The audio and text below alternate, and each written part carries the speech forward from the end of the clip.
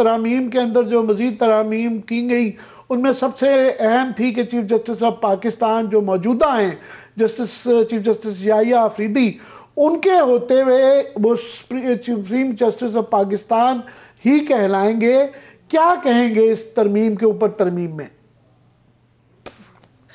دیکھیے بہت شکریہ Aamir sahab, it's a pleasure to be speaking to you ہر دفعہ. سر گزارش یہ ہے کہ آہستہ آہستہ جیسے جیسے یہ پروسیس تھوڑا آگے بڑھ رہا ہے، یہ بات ڈینائی کرنے سے بھی ڈینائی ہوتی نظر نہیں آ رہی کہ اس ترمیم کے اندر، اس پورے مسودے کے اندر بہت ساری پرسن سپیسیفک کچھ چیزیں موجود ہیں. جیسے کہ ابھی آپ نے بات کی چیف جسٹس یحییٰ آفریدی صاحب والی، پریزیڈنٹ صاحب کی جو امیونٹی ہے کی بحث چل رہی ہے، اس کے بارے میں بھی بات کی جا سکتی ہے. اسی طرح آئین کی ترمیم کے اندر اگر ہم سسٹم کے بارے میں، مجھے لگا کہ بات تھوڑی کم سوچی گئی اور موجودہ سسٹم کے بارے میں بات تھوڑی سی زیادہ ڈیلیبریشن ہوئی. آپ نے ابھی جس طرح انٹروڈکشن کے اندر بات کی، سپریم کورٹ تو ایفیکٹولی ایک جو انسٹیٹیوشن بنایا گیا تھا، جو آئین پاکستان کے اندر ایگزسٹ کرتا تھا 73 سے آنورڈز، جو اس سے پہلے بھی جس کی لیگیسی فیڈرل کورٹ کی ہے، وہ انسٹیٹیوشن تو ایفیکٹولی ایگزسٹ ہی نہیں کرتا. اس حد تک کہ اس آئین کی ترمیم میں، اور بڑے افسوس کے ساتھ کہنا پڑتا ہے کہ جب یہاں پہ سپریم کورٹ کی جورسڈکشن کو ڈیفائن کیا جا رہا ہے، یا سپریم کورٹ کی جورسڈکشن پہ کچھ بات کی جا رہی ہے، ڈیفائن تو نہیں، کچھ بات کی جا رہی ہے، تو فار ایگزامپل 175F کے اندر یہ الفاظ استعمال کیے گئے ہیں کہ جو matters related to rent and family ہیں، فیملی میٹرز اور رینٹ میٹرز، وہ سپریم کورٹ سنے گی. تو وہ جو ایفیکٹولی جو بیس تھی سپریم کورٹ کی پاور کی، کہ وہ آئین کے اوپر اس بنیادی عمرانی معاہدے پہ جو ریاست کی پاورز ڈیفائن کرتا ہے اور شہریوں کے حقوق ڈیفائن کرتا ہے، اس بیسک آئینی معاہدے کے اوپر سپریم کورٹ کی رائے حتمی ہوگی، یا وہ حتمی رائے قائم کر سکتے ہیں. یہ فنڈامنٹل پاور تھی سپریم کورٹ کی، جو ایفیکٹولی ان کے پاس ایگزسٹ نہیں کرتی. وہ اس نئی آئینی عدالت کے پاس ایگزسٹ کرے گی، جس آئینی عدالت میں بڑی ضروری بات ہے، ویسے تو آپ اسٹرکچر کو، عدالت کے اسٹرکچر کو شاید چینج بھی کر سکتے ہیں، لیکن جو اس کے اندر بنیادی بات ہے وہ یہ ہے کہ آئینی عدالت کی اپوائنٹمنٹ پریزیڈنٹ کر رہے ہوں گے ایٹ لیسٹ انیشلی، اور سبسیکوئنٹلی ایسا جوڈیشل کمیشن کر رہا ہوگا جس کے اندر گورنمنٹ کی نامینیٹڈ ممبرز کی میجورٹی ہے. تو میں اس میں بصد احترام اس کو تھوڑا کنکلوڈ کرتے ہوئے آپ کی اجازت سے کہوں کہ تمام ایسے مقدمات جو آئینی نوعیت کے مقدمات ہیں، اور وہ آئینی نوعیت کے مقدمات جتنے بھی ہیں ان میں ریاست ایک فریق ہے. ہر آئینی مقدمے کے اندر ریاست ایک فریق ہوتی ہے. تو ہر آئینی مقدمہ جس میں میرے حقوق، آپ کے حقوق شامل ہوں گے، جس میں ریاست فریق ہوگی، وہ مقدمہ اس آئینی عدالت کے سامنے لگے گا، جس کے ججز کو ریاست خود پک کرے گی. یہ جو فنڈامنٹل ڈیفیکٹ ہے، اس کو کسی طریقے ٹھیک کرنا پڑے گا. اس کے بغیر بڑا مشکل ہے کہ انڈیپینڈنس آف جوڈیشری کسی بھی صورت کے اندر اس میں ڈیفینڈ کی جا سکے. میں آپ کی بات سے جو اخذ کر رہا ہوں، بہت اہم بات کی آپ نے، کہ اب جو آئندہ مقدمات ہوں گے ان کے متعلق یہ کہا جاتا ہے کہ یہ ریاست ورسز ریاست کہلائی جا سکتی ہے یا جانی چاہیے، کہ ایک طرف تو ریاست پارٹی ہوگی، دوسری طرف بھی چونکہ یہ تمام جو جج پہلی دفعہ جو 6 لگائے جائیں گے، پہلے 7 بتایا جا رہا تھا، ابھی ذرائع کے حوالے سے چل رہی ہے، فی الحال شاید ہو سکتا ہے 6 لگائے جائیں. یہ ریاست نے نامینیٹ کرنے ہیں، اور ایگزیکٹو جوڈیشل کونسل جس کا بڑا ایک اختیار اب آ گیا ہے، کہ یہ کئی دفعہ اگر ایشو آ جائے گا کہ کوئی کس عدالت میں یہ جانا ہے تو ان کا رول بھی ہوگا، وہاں بھی ایگزیکٹو کی ڈومیننس ہے. تو یہ ریاست ورسز ریاست ہی ہوا کرے گا. دیکھیں میں اس کو تھوڑا سا آپ کی اجازت سے عامر صاحب توسیع کر دوں، کہ جو ابھی جیسے کہ آپ جانتے ہیں کہ اس وقت ڈرافٹس میں ہر قسم کی ترمیم کی افواہ چل رہی ہے، لیکن جو لاسٹ رپورٹڈ ڈرافٹ جس کو ہم سب نے دیکھا، اس میں آئینی عدالت کی جو انیشل اپوائنٹمنٹ ہے وہ پریزیڈنٹ کریں گے.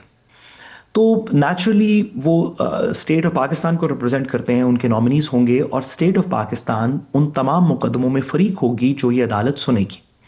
اس کے علاوہ میں آپ کی اجازت سے ایک اور بنیادی بات، ہمیں بہت ساری باتوں کے اوپر ہم 18ویں ترمیم دیگر چیزوں پہ بحث کر سکتے ہیں، ایون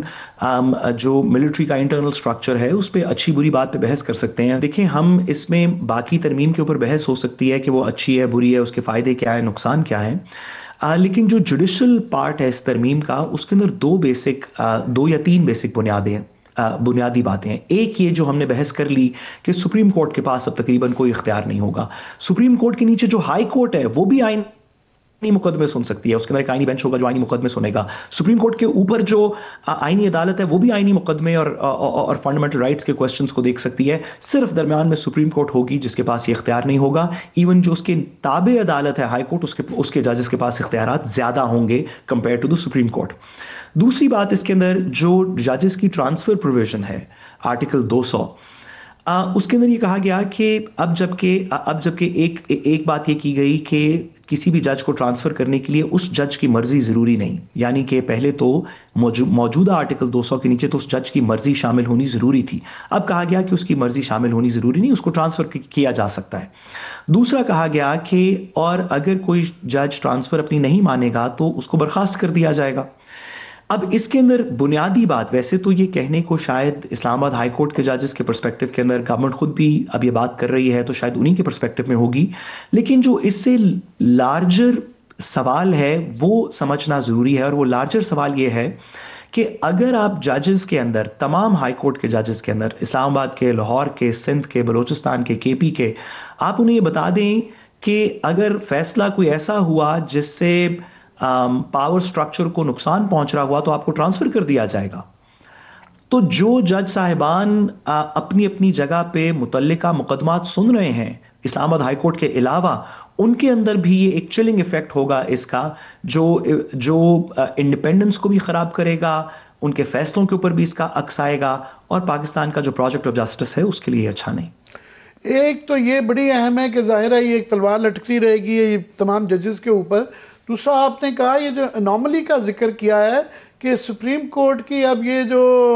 موجودہ اب حیت بننے جا رہی ہے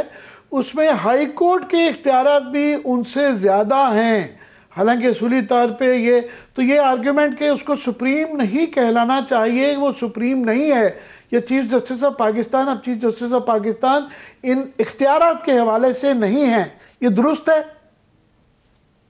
دیکھیں میں اس کو تھوڑا ایک اور طریقے سے کہوں تاکہ تھوڑا واضح ہو جائے, کیونکہ قانون کی بات ہے. ہائی کورٹ کے کچھ مقدمات جو ریگولر مقدمہ ہوگا, آپ کی اور میری لیٹ سے زمین کا مقدمہ ہے, میں نے آپ کے 2 مرلے زمین لے لی, آپ نے میرے پہ مقدمہ کر دیا جس میں ریاست کا کسی کا کوئی تعلق نہیں, اس کی اپیل سپریم کورٹ چلی جائے گی. سپریم کورٹ رینٹ اور فیملی میٹرز اور اس طرح کے میٹرز ڈیسائیڈ کرتی رہے گی, ہائی کورٹ سے اس کی اپیل سپریم کورٹ چلی جائے گی. لیکن جتنے مقدمات میں بھی آپ ہائی کورٹ میں رٹ میں جاتے ہیں جہاں پہ کسی بنیادی فنڈامنٹل رائٹس کا سوال ہوتا ہے, یا آپ کسی ادارے کو فریق بنا کے کوئی چیلنج فائل کرتے ہیں, کسی کی اپوائنٹمنٹ چیلنج کر دیتے ہیں, کس نے نیشنل ایکسچیکر میں سے کتنے پیسے خرچ کیے چیلنج کر دیتے ہیں, جو بنیادی فنڈامنٹل رائٹس کے جو سوالات ہیں, وہ ہائی کورٹ کے اندر تو اس طرح کے ججز موجود ہوں گے جن کو ڈیزگنیٹ کیا گیا ہوگا کانسٹیٹیوشنل بینچز, وہ بدلتے بھی رہیں گے, آتے بھی رہیں گے, اور ہائی کورٹ کے ججز ان مقدمات کو سنیں گے, ان کا اختیار ہے آرٹیکل 199 کے نیچے. لیکن سپریم کورٹ کے پاس اس طرح کا کوئی اختیار نہیں, وہ اختیار اب صرف اور صرف آئینی بینچ کے پاس ہوگا. تو اس پرسپیکٹو میں یہ بات درست ہے کہ سپریم کورٹ کے پاس ہائی کورٹ کے ججز سے اختیار کچھ کم ہے.